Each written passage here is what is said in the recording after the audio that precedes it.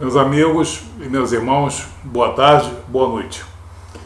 Jesus fala do que é possível e do que é impossível. No Evangelho de Marcos, no capítulo 10, versículo 26 e versículo 27, Jesus, conversando com homens, ele suscita uma polêmica, uma pergunta. E um dos homens pergunta, no 26, eles ficaram sobremodo maravilhados, dizendo entre si, então quem pode ser salvo? Jesus, porém, fitando neles o olhar, disse, para os homens é impossível, contudo não para Deus, porque para Deus tudo é possível.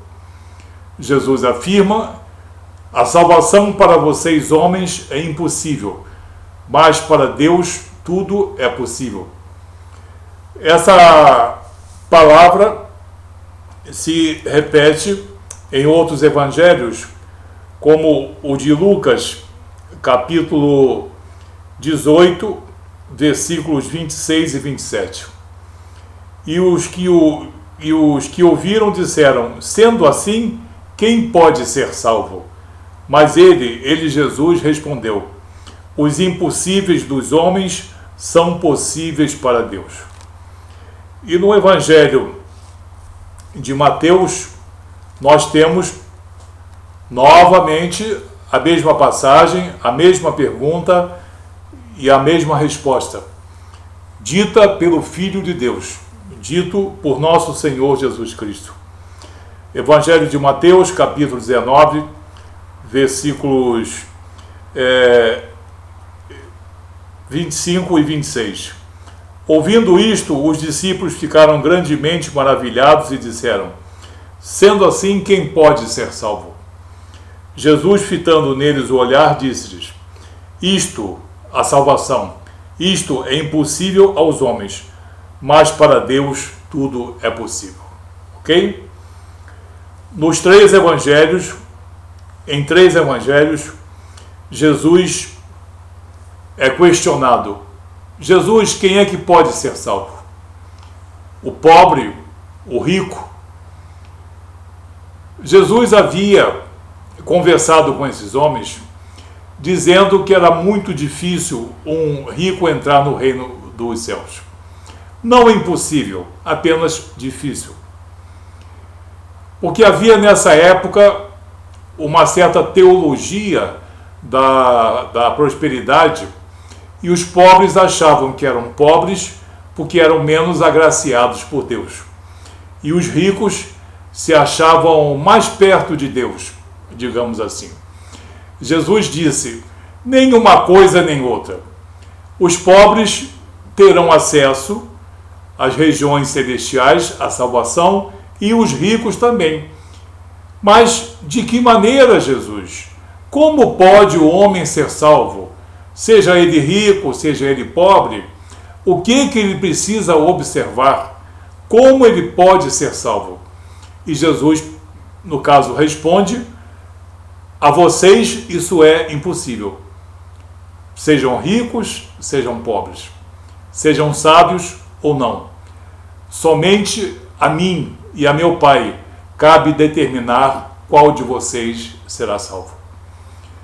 Assim, Jesus responde de maneira singela, clara, insofismável, indiscutível, que ele, Jesus, aqui na sua condição de mestre, está ensinando que a salvação do homem é impossível pelos recursos humanos, mas somente pela intervenção soberana de Deus, pela intervenção soberana de Jesus ou do Espírito Santo de Deus. Isso é um ensinamento cristão. Esse é o ensinamento de Jesus para a salvação, dizendo que ela não é uma salvação pelos recursos humanos. Aí vem logo aquela dúvida, mas as qualidades humanas, morais e espirituais, isso não conta? A caridade, o amor fraternal, a benevolência, a mansidão, Afinal de contas, essas coisas perderam valor? Não perderam valor. Nunca um homem cristão disse que isso perdeu o valor ou não tem valor. E Jesus jamais disse que essas coisas não têm valor. Jesus disse que essas qualidades morais e espirituais, e ele fez isso no Sermão do Monte, para uma multidão diversificada, onde havia discípulos e não discípulos. Havia pessoas de todos os lugares, certamente. E o que Jesus fez foi enfatizar qualidades morais e espirituais desejáveis a todos os homens, de todas as raças, tribos e nações, de todas as etnias, de todos os lugares, em todas as épocas. Jesus apenas repetiu princípios morais e espirituais altamente louváveis, altamente recomendáveis, que todo homem precisa ter. E quando o homem cristão que olha para a obra redentora de Jesus é salvo, e além de ser salvo, além de ter uma identidade cristã, além de ter um verdadeiro caráter cristão, se ele se aprimora nas obras morais e espirituais, ele vai ter uma fé aprimorada, e após a sua morte, ele vai ter nas regiões celestiais o galardão. O galardão que cada um receberá por ser cristão com boas obras, por ser cristão com retidão moral, por ser cristão salvo, porque olhou para a obra redentora de Jesus e, além disso, aprimorou-se. Não pode a pessoa querer aprimorar-se no campo moral e espiritual e ser isso contado como principal elemento de salvação. Não. Isso não é cristianismo. Isso pode ter qualquer nome menos cristianismo. Jesus foi bem claro. E os apóstolos também são bastante claros. Jesus diz que a salvação é impossível aos homens sem a intervenção soberana dele, Jesus, ou do Espírito Santo. Agora, obras e méritos morais ou espirituais são aprimoradores do homem e da mulher cristã. O primeiro objetivo é a obra redentora de Jesus, porque é a obra redentora de Jesus que permite ao homem a sua identidade cristã, a sua condição cristã. Agora, ele precisa aprimorar-se nas qualidades morais e espirituais. Isso ninguém pode negar. Agora, ensinar salvação pelos méritos, reconciliar-se com Deus pelos méritos pessoais, isso é doutrina humanista, não tem nada a ver com cristianismo. Cristianismo é uma coisa, humanismo é outra coisa. E nós temos aqui o ensinamento de Paulo em Efésios, capítulo 1, versículos 7 e 8, em que o apóstolo Paulo, comissionado, legitimado por Jesus e pelo Espírito Santo, afirma o seguinte: no qual Jesus temos a redenção, salvação, no qual Jesus temos a redenção, pelo seu sangue remidor, derramado na cruz do Calvário, a remissão dos pecados, segundo a riqueza da sua graça, não das nossas obras ou méritos, mas da sua graça. Isso é cristianismo, que Deus derramou abundantemente sobre nós em toda a sabedoria e prudência. Então nós somos salvos por intervenção soberana de Jesus ou do Espírito Santo, como Jesus afirmou nesses 3 evangelhos.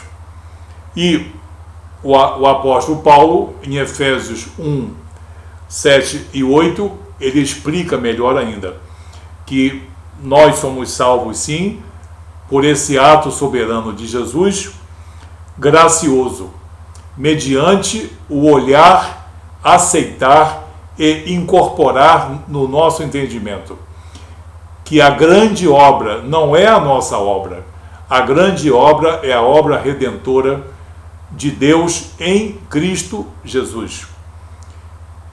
E as qualidades morais e espirituais desejáveis para todas as pessoas, recomendações universais, vão nos aprimorar no caráter cristão. Obras e méritos não dão um caráter cristão, dão um caráter humanista, secular. Agora, uma vez cristãos, tendo qualidades morais e espirituais, nas regiões celestiais nós teremos o galardão. O homem que busca sempre é premiado. Agora, se ele busca méritos e obras, no caso, pretendendo barganhar com Deus, para que Deus mude a sua metodologia de salvação, esse homem está sendo muito ingênuo, porque não tolo. Obras não salvam. Qualidades morais e espirituais são obrigação de todos nós. Agora, quando nós somos cristãos, no caso, reconciliados com Deus, como diz Paulo em 2 Coríntios 5,18, quando nós somos reconciliados com Deus e nós somos salvos por ato soberano de Jesus, todas as nossas qualidades morais e espirituais serão relevantes para o nosso galardão espiritual. Vivamos na verdade da fé cristã. Não vamos confundir pensamentos humanistas com pensamentos cristãos. Vamos defender até aquele humanismo cristão, digamos assim. Aquele humanismo em que você desenvolve antes uma fé cristã, uma identidade cristã, um caráter cristão, uma condição cristã verdadeira, posteriormente é aprimorada por obras, por méritos morais e espirituais, sabedoria e também erudição. Ok? Isso é cristianismo.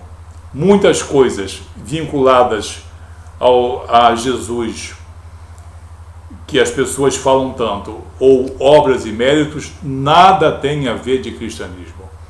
Que Deus abençoe você, não se deixe iludir.